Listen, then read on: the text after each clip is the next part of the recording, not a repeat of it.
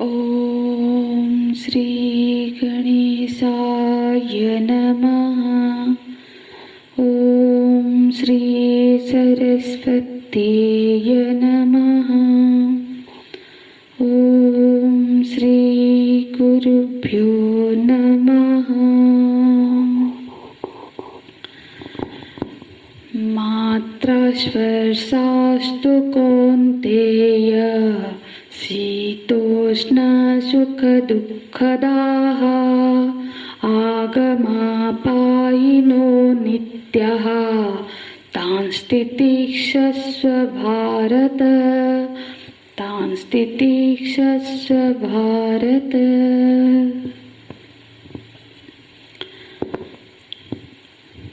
भगवान से ये जान लेने की बात कि आत्मा नित्य और निर्विकार है, मानो कि अर्जुन जी के मन में ये प्रश्न उठा, आत्मा नित्य है और शरीर अनित्य है, अतः मृत्यु का शोक नहीं करना चाहिए। ये बात तो ठीक है, किंतु जीवन काल में जो प्रिय के संयोग से हमको सुख होता है या प्रिय के संयोग से दुख होता है, ये बात भी तो प्रत्यक्ष अनुभव है।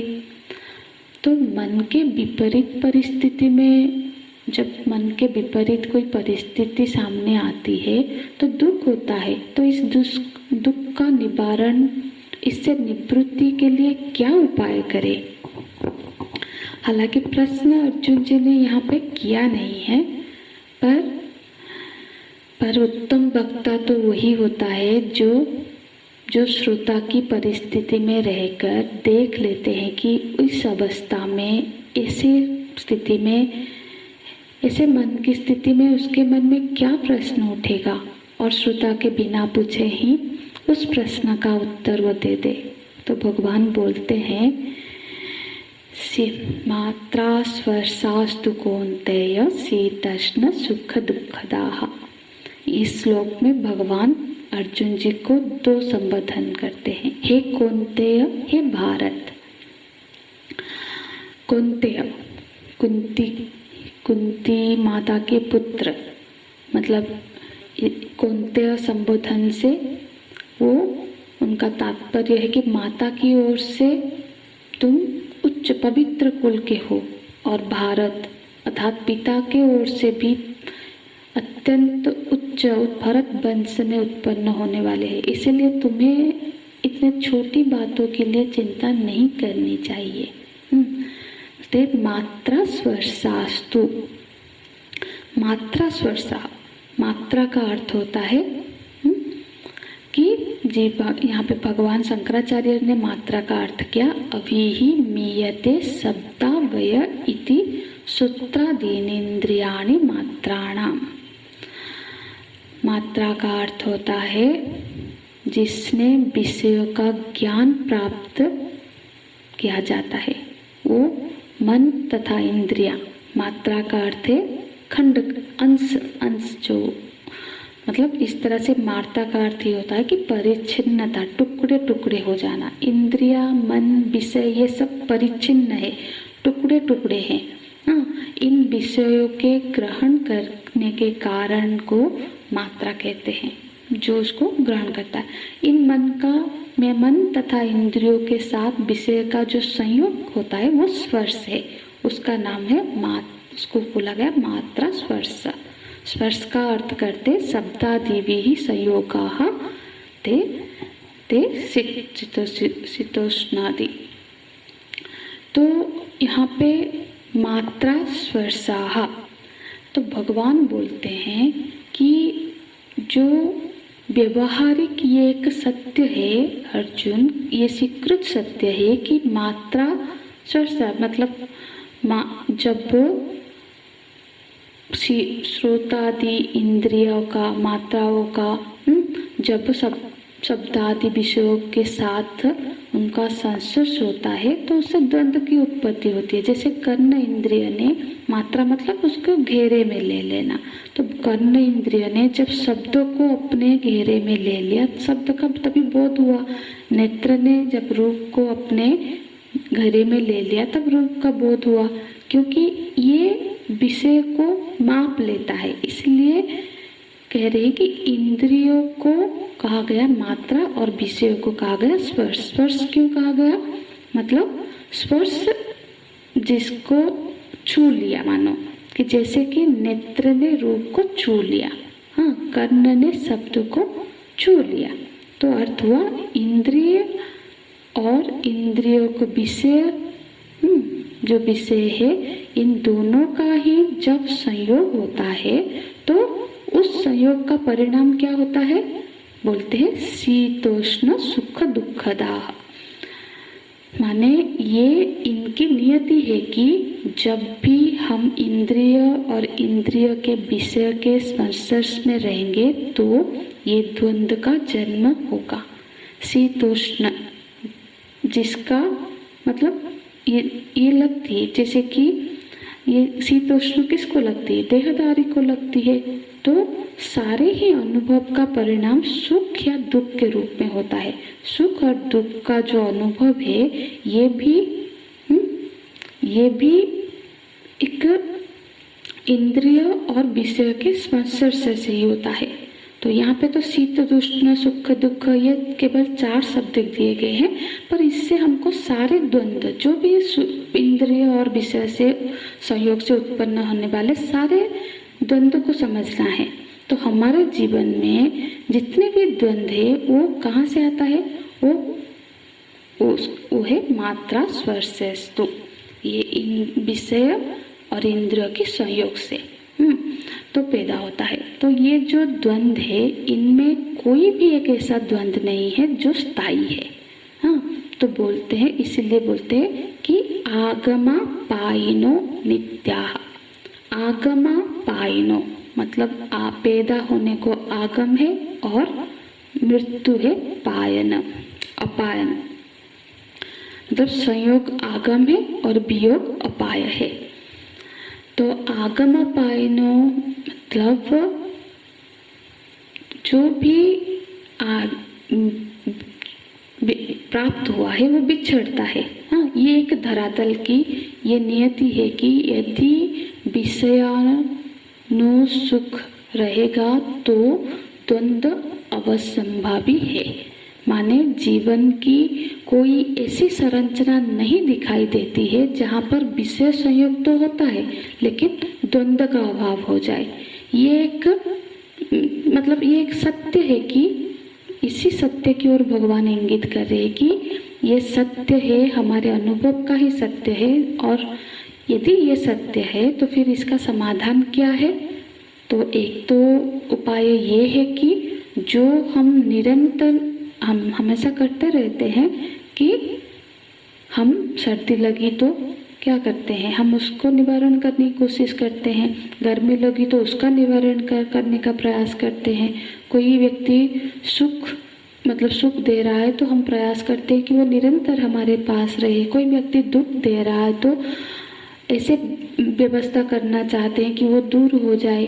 तो एक तो समाधान ये सारे समाधान करने में हम मानो कि लगे पड़े हैं। और दूसरा मार्ग क्या है? एक दूसरा मार्ग है कि उसको स्वीकार करके उसको सहन कर लेना। तो यहाँ पे भगवान इसी की ओर इंगित कर रहे हैं कि माने समाधान ये है कि द्वंद्व के निवारण के लिए यथासंभव प्रयत्न करते हैं। माने सुख को यथासंभव बनाए रखने की हम कोशिश करते हैं और दुख को यथासंभव दूर रखने का प्रयत्न करते हैं। तो ये प्रयत्न होता रहता है, पर उसके बाद भी ऐसा नहीं होता कि हमें अपनी अभिष्ट परिस्थिति की प्राप्ति हो जाए, वो कभी नहीं हो पाती है। तो भगवान जो लक्षण दे रहे हैं कि अनित्य, बोलते हैं नित्यस्तां तितिक्षस्व भारत। अनित्य क्या है कि जिस तरह से सुखद परिस्थिति अनित्य है उसी तरह से दुखद परिस्थिति भी अनित्य ही है। हाँ, अब देखना ये है कि मेरे जीवन में प्राथमिकता मैंने किस चीज को दी हुई है। सिर्फ द्वंद्व का हमेशा निवारण करते रहना हमारी प्राथमिकता है या फिर अमृत तत्व की उपलब्धि करना हमारी प्राथमिकता है। तो उसके लिए आगे बढ़ने का हम कोशिश कर रहे हैं। एक साधक का जीवन जीना, अपने स्वरूप अवस्थान के लिए प्रयत्न करना, ये प्राथमिकता है, या फिर दुख देने वाली जो भी परिस्थितियां हैं, ये लोग हैं, उसको हटाते रहना। तो सुख देने वाले लोगों का संग्रह करना, दुख देने वाले लोगों को हटाते रहना, ये यदि हमारी प्राथमिकता है तो फिर हमको ये देखना है कि तो हम आध्यात्मिक मार्ग में अमृत तत्व प्राप्ति के लिए आगे बढ़ना चाहते हैं, तो फिर उसको यदि प्राथमिकता करते हैं तो हमको क्या करना चाहिए। तो ये हो गई द्वंद्व, मतलब जीवन में द्वंद्व दोनों के जीवन में है कि जो उसका समाधान के लिए प्रयत्नशील है, हमेशा कोशिश करता है कि सुखद परिस्थिति बनाए रखे, तो वो उसमें लगा है। इसका मतलब ये नहीं कि अब उसके द्वंद्व, उसके परिस्थिति अब बिल्कुल समाधान हो गए हैं। हालांकि थोड़ी थोड़ी देर के लिए हो जाती है, पर फिर भी और नई परिस्थिति आ जाती है, नई समस्या आ जाती है। ये एक ऐसी प्रयत्न है जो कि कभी बिल्कुल मनचाहा परिस्थिति बन के नहीं दे सकती। और जो आध्यात्मिक जीवन में अग्रसर होना चाहता है, उसके जीवन में भी द्वंद्व वो भी रहेंगे। तो अभी तो रास्ते दो हो गए, मतलब जो स्वरूप पर अवस्थान में को प्राथमिकता दे रहा है, द्वंद्व के प्रति उसकी क्या दृष्टिकोण रहेगा, तो उसकी ये दृष्टिकोण होगा कि मेरा लक्ष्य बड़ा है और ये जो अवांछित परिस्थितियां यहाँ आ रही है या फिर सामने आ गई है, मैं यदि इनके निवारण के लिए ही अपनी सारी शक्ति, ऊर्जा और समय व्यतीत कर दूं, तो मेरी जो यात्रा है, मेरे को जहाँ पहुँचना है वहाँ मुझे नहीं पहुँच पाएंगे। यदि मैं कम प्रयास में, हालांकि यदि बहुत सारा कोई एक हमारे साधना के लिए ही परिस्थिति प्रॉब्लम कर रही है, तो उसको हमें सुधारना चाहिए कि हम अच्छे से साधना कर सके। एक ऐसी साधना करने जैसी एक परिस्थिति, एक वातावरण, एक जगह वो बनाने के लिए हमें प्रयास करनी है। पर ऐसा नहीं कि बाकी हमारे इतनी महत्वाकांक्षा हो जाए कि उसी को पूरा करने के लिए वो सबके पीछे नहीं लग रहा है। अपने लक्ष्य की ओर बढ़ते हुए अपने साधना को करने में जो चीज़ों को बहुत जरूरी ना लगे, तो उस पर हमको समाधान के लिए बहुत प्रयत्नरत हो के अपना जो समय है उसको नहीं निभाना है। तो यहाँ पे इसीलिए भगवान बोलते तंग स्थिति भारत। तो यहाँ इसीलिए ये तब कर पाएंगे जबकि उसको हम एक सीमा तक तो द्वंद्व को मतलब समाधान करने का प्रयत्न करेंगे, लेकिन अधिकतम ऊर्जा और अधिकतम हम मूल लक्ष्य में ही की पूर्ति के लिए आगे बढ़ेंगे। तो हमें ये मुख्य कार्य करना होगा कि अपने भीतर सहन शक्ति का फिर विकास करना होगा। तो उसको बोलते हैं तितिक्षा। तितिक्षा माने तप बुद्धि पूर्वक, जो मतलब ऐसा जबरदस्ती नहीं, तप बुद्धि पूर्वक साधना में तत्पर होना, साधना करना, उस चीज को सह लेना। तप बुद्धि पूर्वक जो परिस्थिति अभिष्ट नहीं है, यदि वो परिस्थिति आ रही है, उसको हमको बर्दाश्त कर लेना है। ये सोच के कि जगत में तो ये परिस्थितियाँ आती ही रहती है, अगर मैं सुधार में लग जाऊंगा तो मेरे आगे की जो यात्रा है वो रुक जाएगी। जैसे एक दृष्टांत देते हैं कि कोई व्यक्ति ट्रेन, मतलब उसको कोई जरूरी काम में जाना है और ट्रेन पकड़ना है।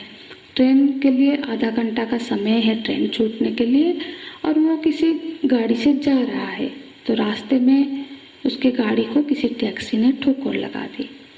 तो फिर वो उतरा और उसके साथ लड़ने में लग गया कि ट्रेन छूटे तो छूटे, आज इसको सबक सिखाऊंगा, यहाँ पहले निपटाऊंगा इसको। तो फिर एक दूसरा व्यक्ति ऐसा हो सकता है कि वो वहाँ पे ऐसी परिस्थिति आई और वो सोचे कि अरे यहाँ पे निपटो, और क्योंकि मेरा जो मुख्य चीज़ है मुझे ट्रेन पकड़ना है। ठीक है, एक परिस्थिति आई, ठोकर लग गई, ठीक है, एक तत्कालिक परिस्थिति आई तो उसका निवारण में लग जाऊंगा तो मेरी ट्रेन छूट जाएगी, जो मेरी मुख्य यात्रा है वो उसमें बाधा आ जाएगी। तो यहाँ पे दो तरह के लोग हैं। एक तो मोक्ष यात्रा को छोड़ के जो तत्कालिक परिस्थिति थी उसमें उलझ के, और दूसरा है कि तत्कालिक परिस्थिति को सह लिया या कुछ करके वो अपने जो मोक्ष यात्रा है उसमें अपना ध्यान को केंद्रित करते हैं, वह इसको इग्नोर कर देते हैं ताकि ये उनके मोक्ष यात्रा में बाधक न बने।